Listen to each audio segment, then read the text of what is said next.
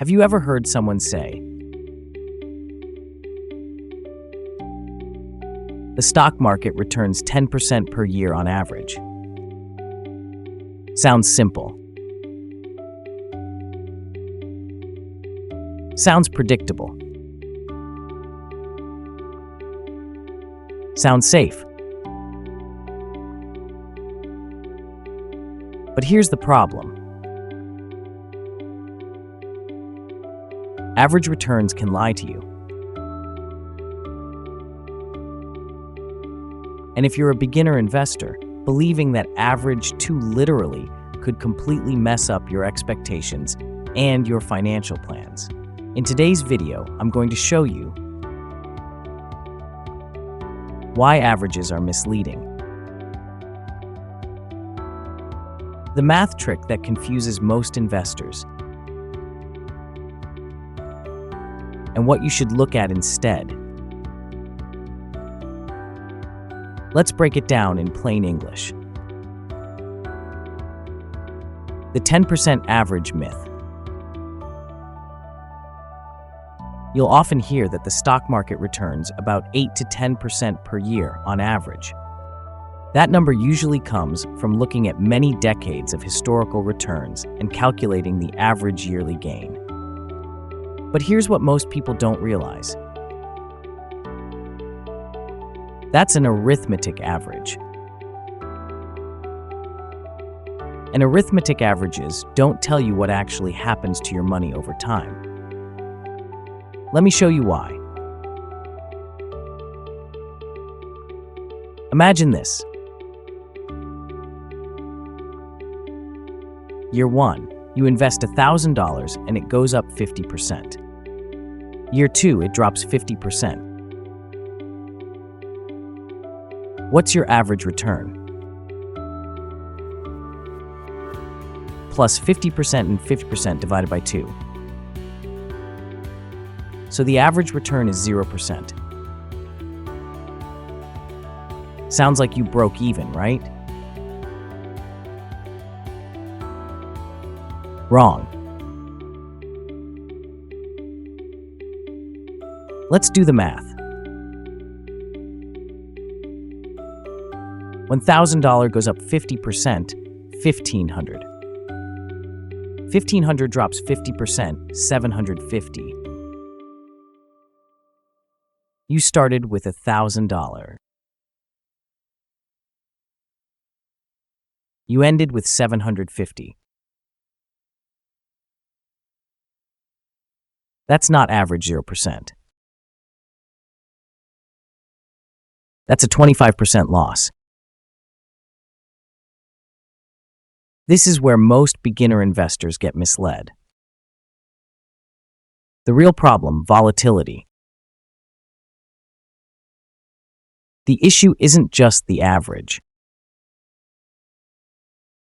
It's volatility, the ups and downs. When returns swing wildly, averages become deceptive. Here's another example. Year 1, 30%. Year minor, 20%. Year 25%. Year 15%. Add them up and divide by 4, and you might think you're doing great. But because losses hurt more than gains help, your actual growth rate is lower than the simple average suggests. Why? Because percentages compound. When you lose 20%, you need 25% just to break even. When you lose 50%, you need 100% to recover. Losses are mathematically more powerful than gains. That's something the average return hides. Arithmetic versus geometric returns. Now here's the key concept beginners need to understand. There are two types of averages. Arithmetic average. Geometric average. The arithmetic average is just simple math. Add everything up, divide by the number of years. The geometric average is what actually reflects compounding. It tells you your true annual growth rate. When financial companies advertise long-term returns, they often quote arithmetic averages because they're higher. But your portfolio grows at the geometric rate. And the more volatile the returns, the bigger the gap between those two numbers. This gap is called volatility drag. Volatility drag reduces your real growth rate over time. That's why two portfolios with the same average return can end up with very different final values. Why this matters for beginners. So why should you care? Because if you assume the market average is 10%, so I'll get 10% per year, you're setting unrealistic expectations. In reality, some years will be plus 20%. Some years will be negative 30%. Some years will be flat. Your long-term return might average around 8 to 10%, but your actual experience will be messy. If you panic during the down years, you lock in losses. If you overestimate future returns, you might save too little, retire too early, take too much risk. Understanding how averages work protects you from bad planning. What to look at instead. Instead of focusing only on average return, look at compound annual growth rate.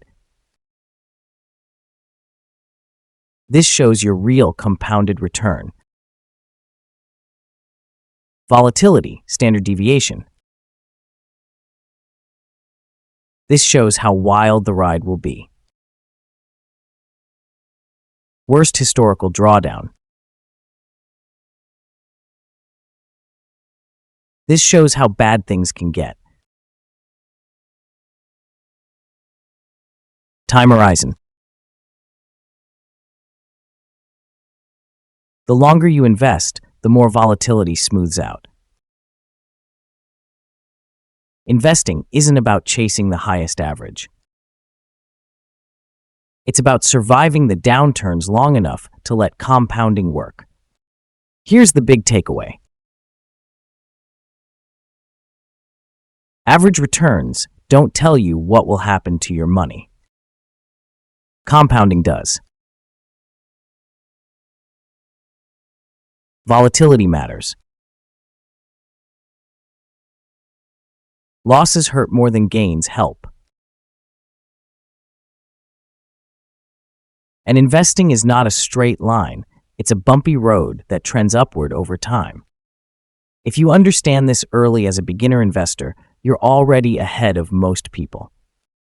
Because smart investors don't just ask, "What's the average return?" They ask, "What's the real return after volatility?" And that question can change everything.